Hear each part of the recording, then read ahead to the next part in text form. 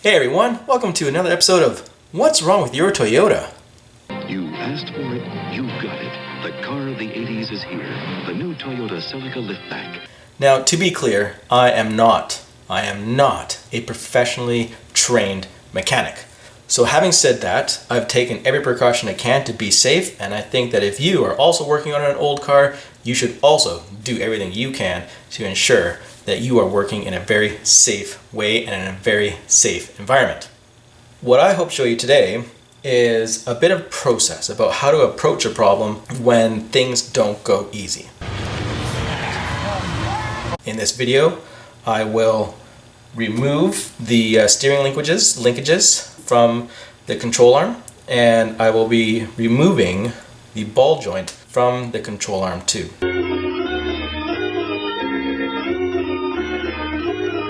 But I think that I have a good process, and I will walk you through the thoughts and the tools and the strategies that I used from easiest to most difficult.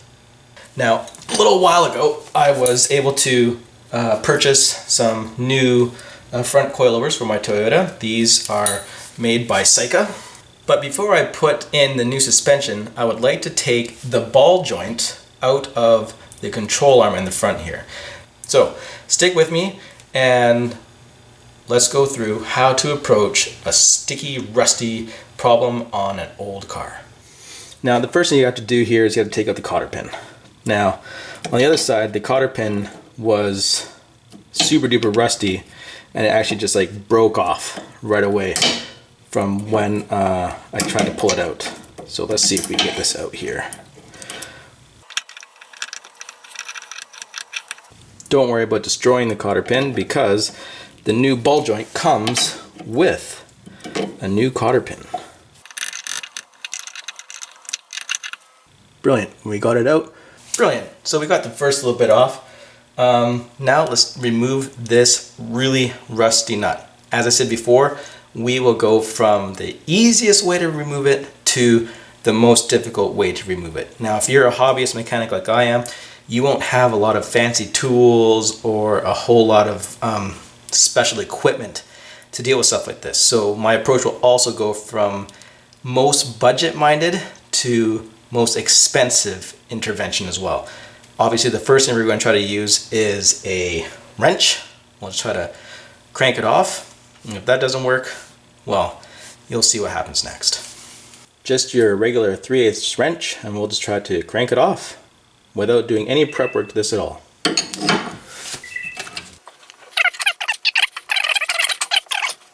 That's not going to work. Let's try spraying it with some lubricant. So we're just going to give it a quick blast with blaster. And we'll let it soak for a little bit, and then we'll try to use the wrench again to get this off. Sometime later. All right, we're back again. Let's see if we can get this off now. Oh, look at that. Technically, we don't need to keep this nut at all because the new ball joint comes with one. Okay, now that's done, we have to get the steering linkages off of the ball joint. To do that, you're going to need to have one specialized tool called a pickle fork. I'm guessing it's called a pickle fork because it kind of looks like a pickle fork. Here, let me go get it.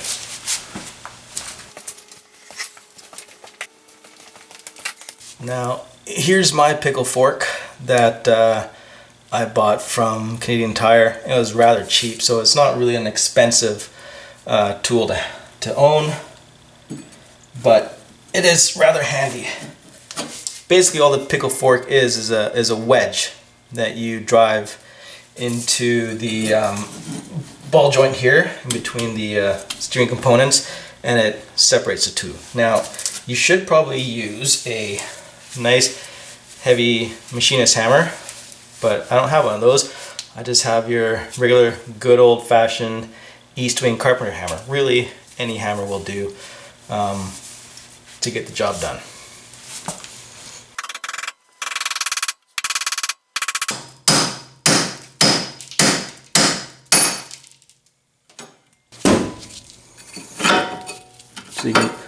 So you can see there that the pickle fork just got in between the knuckle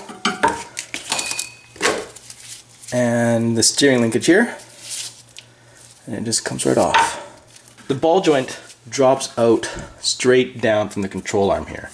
Now before you just start hammering away straight down, there's a few things you want to do. And this is part of the process. You want to clean up the area that you're going to be working in, because I know for sure there's a special type of, not really a pin, but a special type of ring that holds this in place. So I'm going to get a pointy device and some wire brushes and clean this up here so you can see what's happening.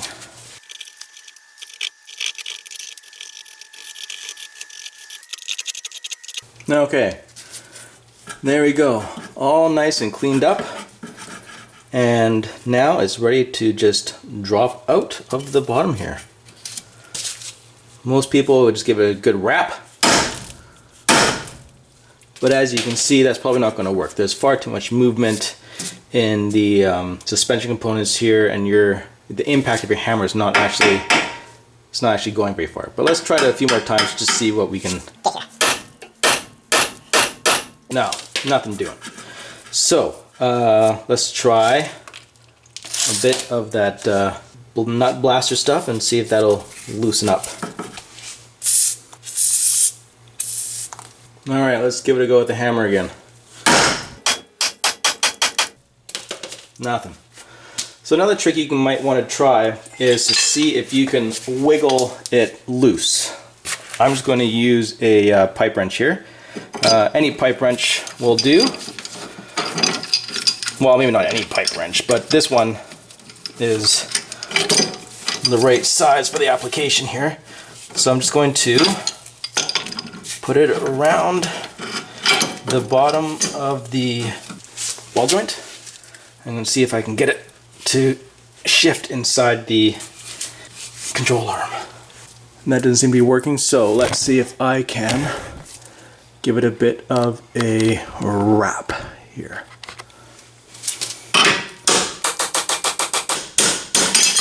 No, that's not going to work.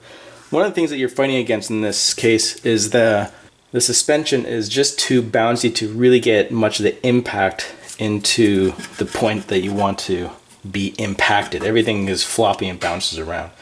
So here, I'll show you what I've done in the past to try to loosen it up too. Make myself a longer lever here.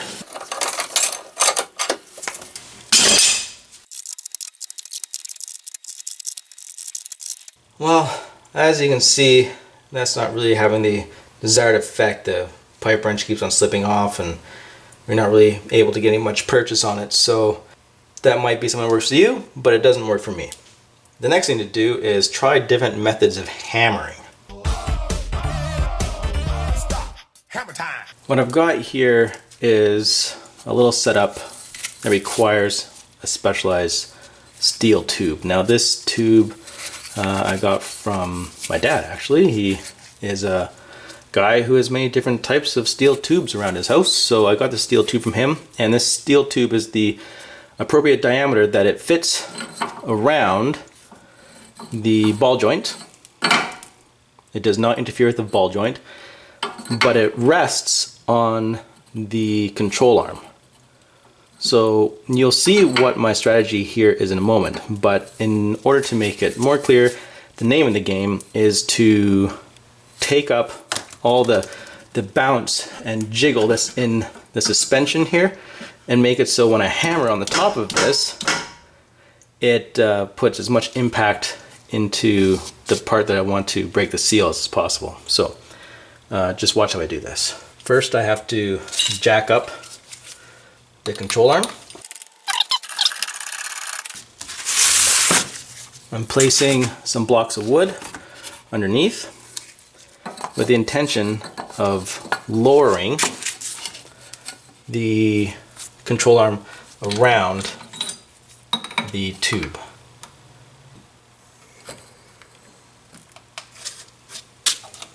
So here we are. We have the ball joint resting freely, where the ball joint is free to move around in the control arm. The control arm is resting on the steel tube, which is resting on a piece of wood, which is resting on another piece of wood, which is resting on another piece of wood. Now let's give it a few good hits and see what happens here.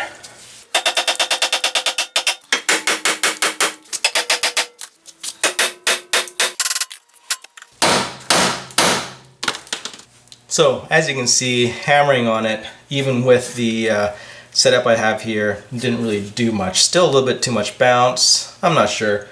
The impact is not getting through strongly enough to break the rusty parts that are seized together. So another trick that you can try is to heat up the components that you want to break apart. So I'm just using your regular propane torch.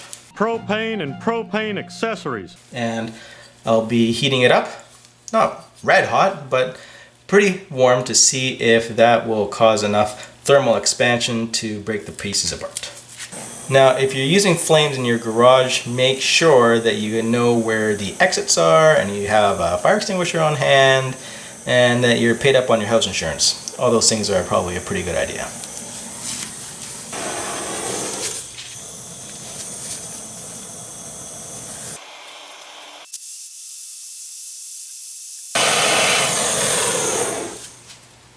Alright, let's see if that heat did the trick.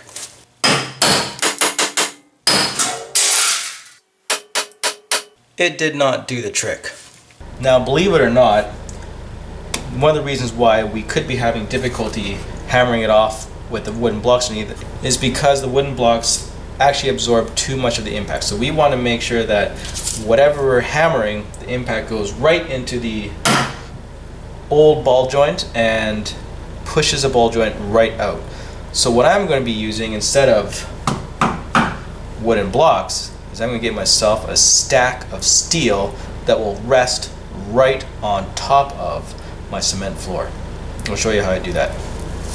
Now remember how when I told you that I got this handy piece of tubing from my dad, who's the kind of guy that has miscellaneous bits of tube in different diameters around the house? Well, my dad's also the kind of guy that has miscellaneous bits of metal hanging around the house as well. So I've got a big chunk of metal here and a few smaller chunks of metal here, and I actually have a good old-fashioned anvil, which I use for making horseshoes for miniature ponies on. Really miniature ponies.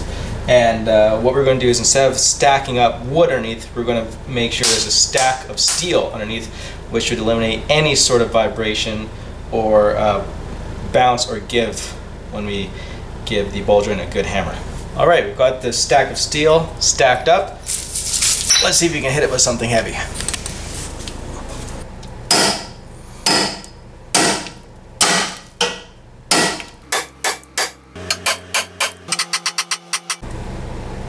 Okay, so I just had to rejig my stack of steel here.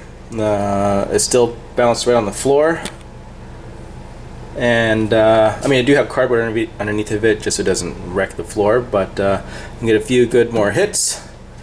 This block of wood up here is to take up any slack I have in the suspension, and I'm going to give it a good hit.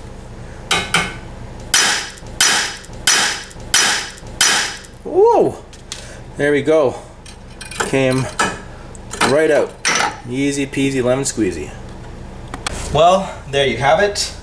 A procedure how to get something that's really rusty and stuck on an old car, how to get it loose starting from the most easy to the most difficult. I hope that you found this useful. I know that